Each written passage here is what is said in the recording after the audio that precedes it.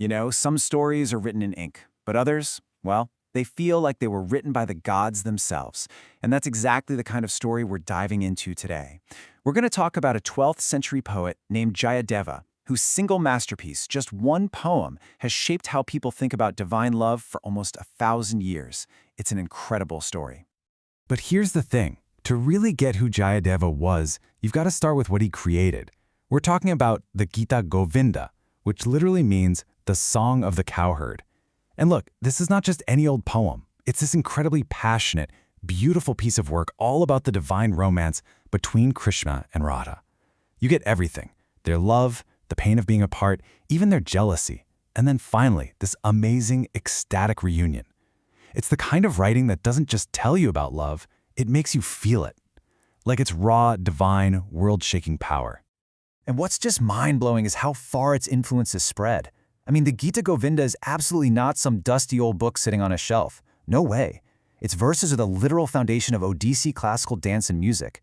Think about that. And get this. 2 of its hymns are so powerful, so profound, that they were actually included in the Guru Granth Sahib, which is the holy book of Sikhism.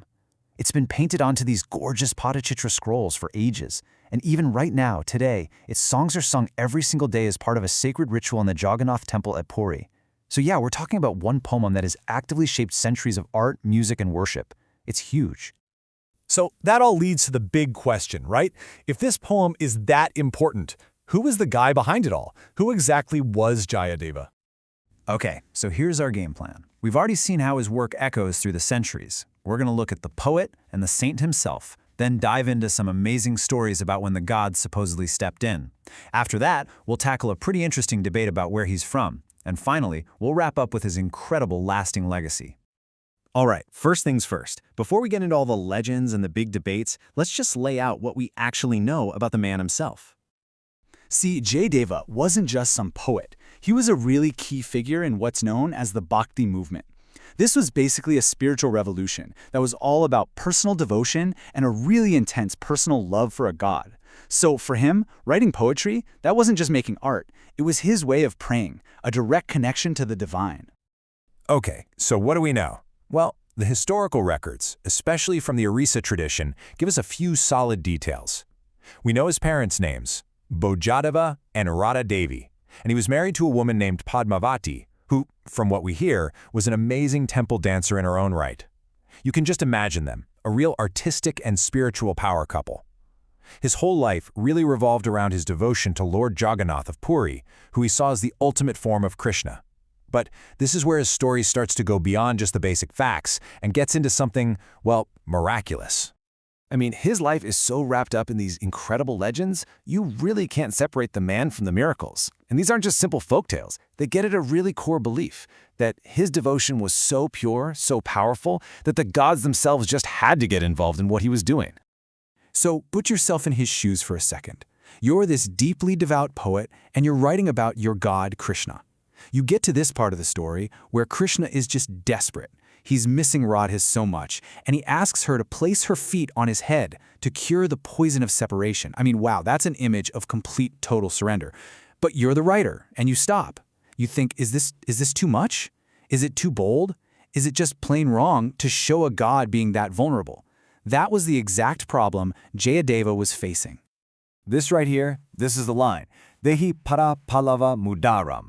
It basically means, place your tender, lotus-like feet on my head. And Jayadeva just felt it was, well, too intimate, maybe even blasphemous. He just couldn't do it. He couldn't write that final line because it felt like he was crossing some kind of sacred line between a mortal person and a god. And this is where the story gets really wild.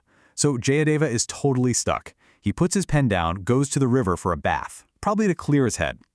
While he's gone, someone who looks exactly like him shows up at his house. And of course, it's Lord Krishna in disguise.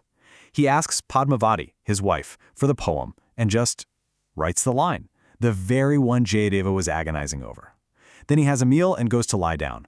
So when the real Jayadeva comes back, Padmavati is completely baffled. She's like, wait, you're back already? You just came in, wrote in your book, ate, and went for a rest?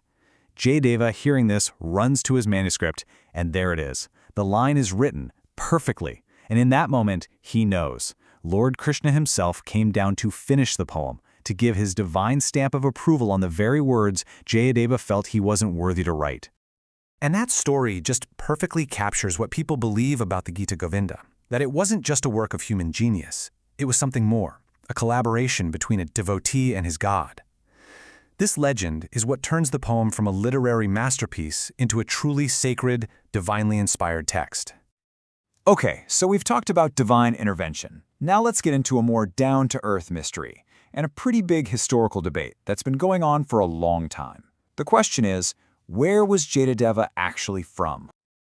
So you've got two regions, Orissa, which is now called Odisha, and Bengal, and both of them passionately claim Jayadeva as one of their own. The argument for Orissa points to a village called Kendubilwa, right near Puri, that's the heart of Jagannath worship, which, as we have seen, is central to the Gita Govinda. Everything, the culture, the geography, the religious ideas in the poem, it all fits perfectly with that area, and some major scholars back this up. Then you have the claim from Bengal. They point to a village called Kenduli and a tradition that says Jayadeva was a poet in the court of King Lakshmana Sena. The catch is, many scholars today say that this claim only shows up in much later writings. It doesn't have the early physical proof, things like inscriptions carved in stone, that the Orissa claim has. So, while you'll still hear the debate in popular culture, a lot of modern scholars have pretty much made up their minds. To quote the historian Indu Bhusankar, the idea that Jayadeva was from Bengal is simply erroneous and historically and epigraphically holds no ground. Ouch. The bottom line is, the heavy-duty evidence really seems to point to his roots being firmly planted in the spiritual world of Orissa. But at the end of the day, does it really matter exactly where he was born? I mean, his legacy is so much bigger than that. It really belongs to the whole world. His work just flew past any regional borders and became this massive Indian and then global cultural treasure. This timeline really shows you its incredible journey. So he writes it in the 12th century. Then flash forward to 1499, and a king literally issues a decree that it has to be performed every single day at the Jagannath Temple. And guess what? That tradition is still going on today. Then in 1792, it gets its first English translation by Sir William Jones, which just blew the doors open for the rest of the world to discover it. And as recently as 2009, the Indian government honored him with his own official postal stamps. How cool is that? And it's not just about performances either. The legacy is literally etched into art. For hundreds of years, artists in Orissa have been creating these incredibly detailed illustrations of the Gita Govinda on these fragile palm leaf manuscripts. These aren't just copies of the poem, they're acts of devotion. It's how they've kept both the words and a beautiful visual tradition alive, making sure the story of Radha and Krishna is something you can both read and see. Okay, so let's boil it all down. If you take away just 5 things from our time together, let it be these. 1. Jayadeva was the poet-saint who basically wrote the book on divine love in Hinduism. 2. His creation, the Gita Govinda, has been a massive influence on art, dance, and religion for over 800 years. 3. His life is wrapped in legend, with people believing that God literally helped him write. 4. He's a figure of huge historical debate, with both Orissa and Bengal wanting to claim him. And 5, and this is the big one, his legacy isn't stuck in a museum. It's a living, breathing tradition, still being sung and performed right now. Which kind of leaves us with one final big idea to chew on. How does a single poem, written so long ago, keep shaping the music, the art, and the worship of millions of people today? I think Jayadeva's story shows us that some art is just so powerful, so connected to something deep inside us, both human and divine, that it doesn't get old. It simply finds new voices to sing it, new hands to paint it, and new hearts to feel it, century after century.